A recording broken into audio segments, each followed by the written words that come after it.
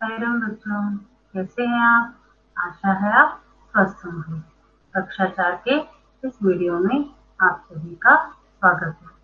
कक्षा की शुरुआत हम 3 बार ओंकार से करेंगे, तो आप सभी से अनुरोध है कि आप हाथ जोड़ लें और आंखें बंद कर लें।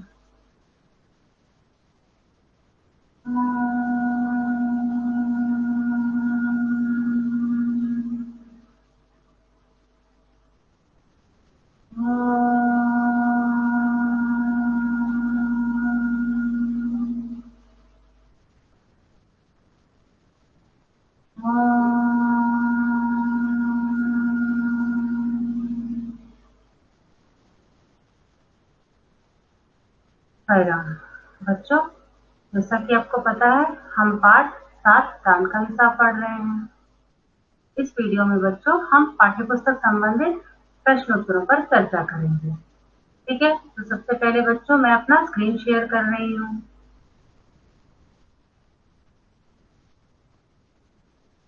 बच्चों मैंने अपना स्क्रीन शेयर कर दिया है।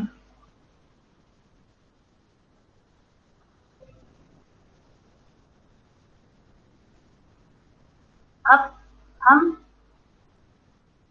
पाठ्यपुस्तक संबंधित, मैं इसको फुल स्क्रीन कर देती हूँ। ठीक है बच्चों, अब हम पाठ्यपुस्तक संबंधित प्रश्नोत्तरों पर, कुछ प्रश्नोत्तरों पर चर्चा करेंगे। अब सबसे पहला प्रश्न देखते हैं। राजा किसी को भी दान क्यों नहीं देना चाहता था? क्या प्रश्न है? राजा किसी को भी दान क्यों नहीं देना चाहता था? अब बताइए क्या उत्तर है कि राजा किसी को भी दान क्यों नहीं देना चाहता था? सोचिए। अब इसका उत्तर है बच्चों कि राजा अपनी सुख सुविधाओं पर तो खर्च करता था, लेकिन जो जरूरतमंद थे उनके लिए वो बहुत कंजूस था। और वो ये भी सोचता था बच्चों कि अगर वो बहुत दान करेगा तो उसका राजकोष खाली हो जाएगा।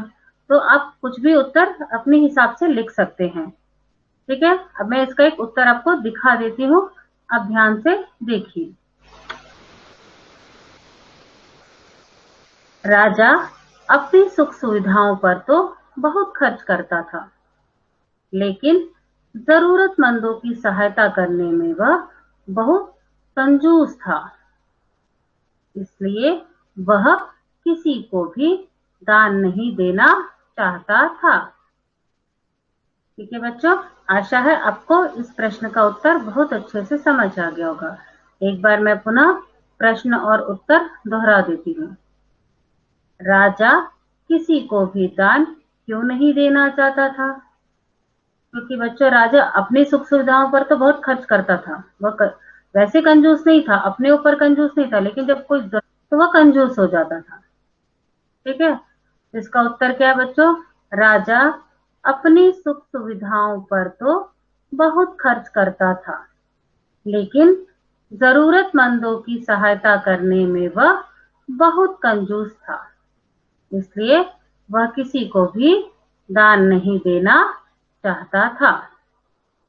ठीक है, अब हम दूसरे प्रश्न पर आते हैं बच्चों।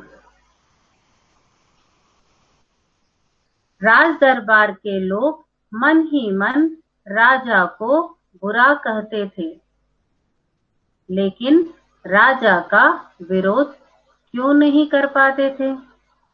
लोग राजा को बुरा जरूर कहते थे, लेकिन राजा का क्या नहीं करते थे बच्चों? विरोध नहीं करते थे। क्यों नहीं कर पाते थे? सोचिए।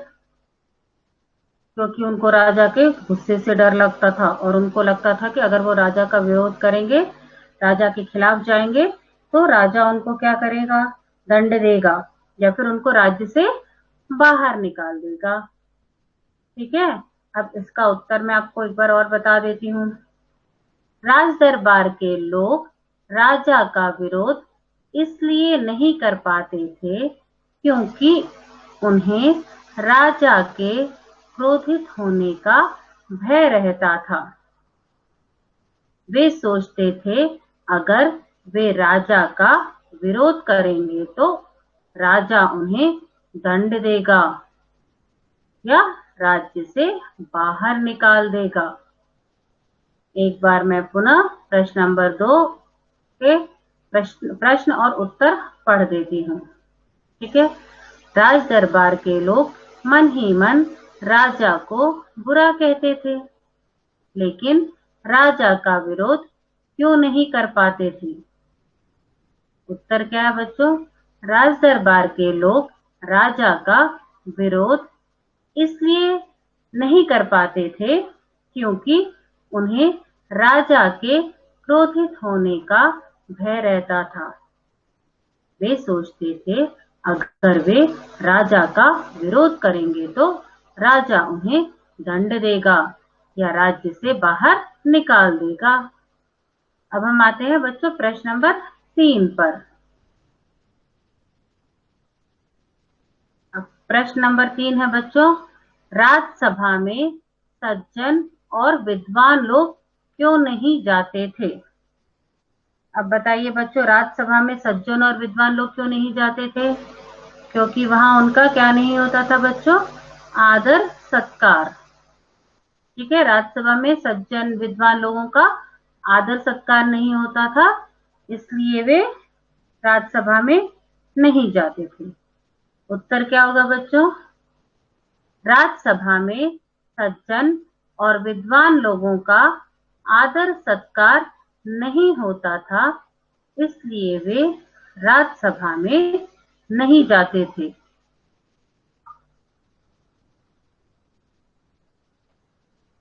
ठीक है, अब हम आगे बढ़ते हैं बच्चों। एक बार मैं पुनः प्रश्न नंबर 3 प्रश्न और उत्तर आपको पढ़ देती हूँ। राज्यसभा में सज्जन और विद्वान लोग क्यों नहीं जाते थे? उत्तर, राज्यसभा में सज्जन और विद्वान लोगों का आदर सत्कार नहीं होता था, इसलिए वे राज्यसभा में नहीं जाते थे। अब हम आते हैं बच्चों प्रश्न नंबर 4 पर। सन्यासी ने सीधे सीधे शब्दों में भिक्षा क्यों नहीं मांग ली? अब बताइए, सन्यासी ने सीधे सीधे शब्दों में क्यों नहीं भिक्षा मांग ली?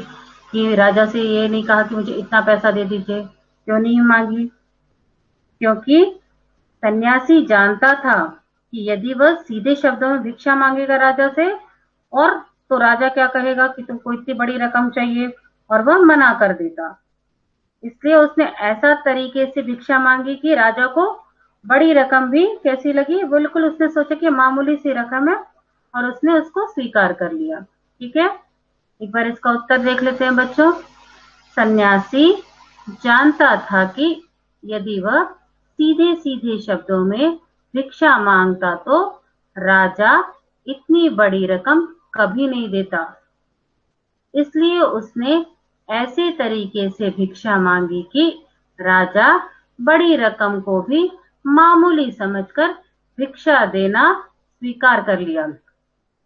राजा ने क्या कहा, कितनी बड़ी, उसने मांगी तो बहुत बड़ी रकम थी, लेकिन उसको राजा को जब उसने प्रस्तुत किया राजा के सामने तो उसको लगा राजा को कि बहुत मामूली सी रकम है। ठीक है, एक बार मैं पुनः पढ़ देती हूँ बच्चों। सन्यासी ने सीधे सीधे शब्दों में भिक्षा क्यों नहीं मांग ली? बच्चों, सन्यासी ने बिल्कुल सीधे सीधे शब्दों में भिक्षा नहीं मांगी थी। उसने मांगी तो बड़ी रकम थी, लेकिन घुमा करके बहुत ऐसा राजा को दिखाया कि वो बहुत मामूली सी रकम है, मांग रहा है। सन्यासी जानता था कि यदि वह सीधे सीधे शब्दों में भिक्षा मांगता तो राजा इतनी बड़ी रकम कभी नहीं देता, इसलिए उसने ऐसे तरीके से भिक्षा मांगी कि राजा बड़ी रकम को भी मामूली समझकर भिक्षा देना स्वीकार कर ले। अब हम आते हैं बच्चों प्रश्न नंबर 5 पर। राजा को सन्यासी के आगे गिड़गिड़ाने की जरूरत क्यों पड़ी? अब सोचिए क्यों पड़ी? राजा ने सन्यासी, अब इसका क्या उत्तर होगा बच्चों? राजा ने सन्यासी को भिक्षा देने का जो वचन दिया था उसके अनुसार क्या करना था? उसको प्रतिदिन जो पहला रकम था उसका दुगुना देना था। और उससे राजा भंडारी ने बताया कि बहुत 10,48,575 रुपए निकल रहे हैं, तो उसको क्या लगा, अरे इससे तो मेरा दिवालिया हो जाएगा, और मेरा राजकोष भी खाली हो जाएगा, इसीलिए राजा को सन्यासी के आगे गिड़गिड़ाना पड़ा। अब हम इसका उत्तर इस तरह से लिखेंगे बच्चों, राजा ने सन्यासी को भिक्षा देने का जो वचन दिया था उसके अनुसार प्रतिदिन दुगनी भिक्षा देने पर उसके खजाने से 10 लाख से भी अधिक रुपए निकल जाते और राजा दिवालिया हो जाता। राजकोष बचाने के लिए उसे सन्यासी के आगे गिड़गिड़ाने की जरूरत पड़ी। ठीक है, एक बार मैं पुनः प्रश्न नंबर 5 दोहरा देती हूँ। राजा को सन्यासी के आगे गिड़गिड़ाने की जरूरत क्यों पड़ी? उत्तर, राजा ने सन्यासी को भिक्षा देने का जो वचन दिया था उसके अनुसार प्रतिदिन दुगनी भिक्षा देने पर उसके खजाने से 10 लाख से भी अधिक रुपए निकल जाते और राजा दिवालिया हो जाता। राजकोष बचाने के लिए उसे सन्यासी के आगे गिड़गिड़ाने की जरूरत पड़ी। आशा है बच्चों आपको 5 प्रश्नों के उत्तर अच्छे से समझ आ गए होंगे। आप इन प्रश्नों के उत्तर अपनी भाषा में भी लिख सकते हैं। अब हम बढ़ते हैं बच्चों अगले प्रश्न पर। जिम्मेदारी अपनी अपनी। ठीक है, प्रश्न नंबर 6 है ये।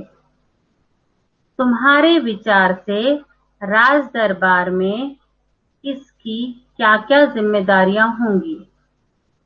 अब आपके विचार से बच्चों राज दरबार में मंत्री की क्या क्या जिम्मेदारियां होंगी और भंडारी की क्या क्या जिम्मेदारियां होंगी, ये आपको मैं 1 मिनट का समय दे रही हूँ। आप सोचिए कि क्या क्या जिम्मेदारियां होंगी।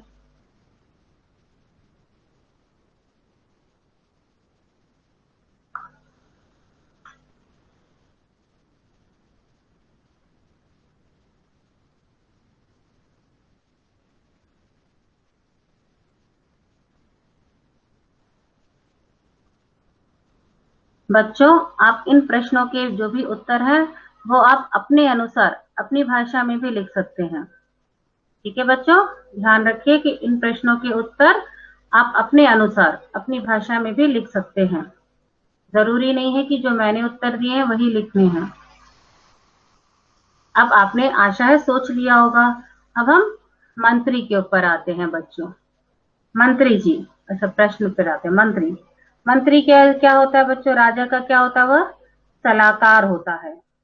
उसकी सलाह से ही राजकाज ठीक से चलता है और प्रजा सुखी रहती है।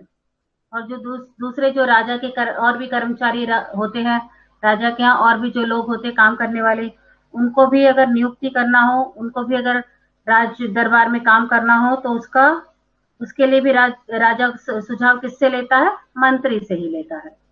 तो आप इसका उत्तर इस तरह से लिख सकते हैं। मंत्री, मंत्री राजा का सलाहकार होता है। उसकी सलाह से ही राजकाज ठीक से चलता है, वह प्रजा सुखी रहती है। दूसरे कर्मचारियों की नियुक्ति में भी वह राजा को सुझाव देता है। ठीक है, और भी जो कर्मचारी होते हैं उनकी नियुक्ति होती है तो वह राजा को क्या करता है? सुझाव देता है। अब हम दूसरे पर आते हैं बच्चों, भंडारी। भंडारी क्या करता है? राजा के खजाने की देखभाल करता है। वह राजकोष का सारा हिसाब किताब रखता है। राजा के आदेश पर वह लेन देन करता है। ठीक है, एक बार मैं पुनः इस प्रश्न उत्तर को दोहरा देती हूँ। मंत्री, मंत्री की क्या क्या जिम्मेदारियां होती हैं बच्चों? मंत्री राजा का सलाहकार होता है। उसकी सलाह से ही राजकाज ठीक से चलता है, वह प्रजा सुखी रहती है। दूसरे कर्मचारियों की नियुक्ति में भी वह राजा को सुझाव देता है। अब ख, भंडारी। भंडारी राजा के खजाने की देखभाल करता है। वह राजकोष का सारा हिसाब किताब रखता है। राजा के आदेश पर वह लेन देन करता है। जैसे इस कहानी में भी आपने देखा था कि भंडारी ने हिसाब किताब से हिसाब किया और बताया मंत्री जी को कितना पैसा जा रहा है।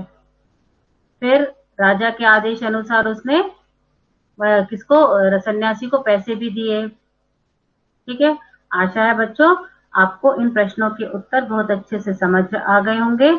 अब इन प्रश्नों के उत्तर बच्चों आप अपनी भाषा में भी लिख सकते हैं। ठीक है, अब शेष प्रश्नोत्तर हम अगले वीडियो में करेंगे।